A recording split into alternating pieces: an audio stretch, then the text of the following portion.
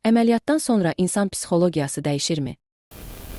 Gözəl bir sualdır. Əlbəttə bizə gələn pasiyentlərin deyərdim elə hamısında kompleksdən bədənlərində, özlərində, üzlərində yaşdan dolayı yaranmış olan güvənsizlik, komplekslər və cəmiyyətdə, insanlarda, məişətdə, eləcə də hansısa bir şənliklərdə, deyək, toyda və s. uyğun olmayan paltarları giyə bilmədiklərindən dolayı yaşadıkları komplekslər, yaşadıkları o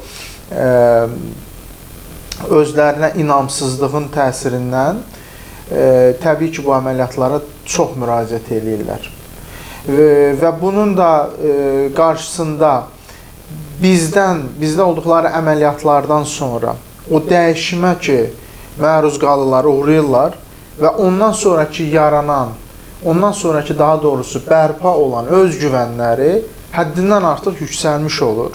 Çünki bir insan hətta nə qədər, belə desək, mutsuz öz həyatında, nə qədər depressiya düşmüş bir vəziyyətdə olursa və düşünürsə ki, mən gəldiyim doktorum mənə bunu qovuşduracaq, mənə bu kompleksdən azad edəcək, mənə daha yaxşısını verəcək, daha özgüvənli olacam, daha özümə inamlı, etibarlı olacam və öz istədiyim bir paltarımı geyinə biləcəm, defektsiz, problemsiz, eyni zamanda bir burun görünüşümdə, məsələn, daha gözəl buruna mən sahib olacam, daha gözəl üz cizgilərimə, qırışsız üz cizgilərimə malik olacam.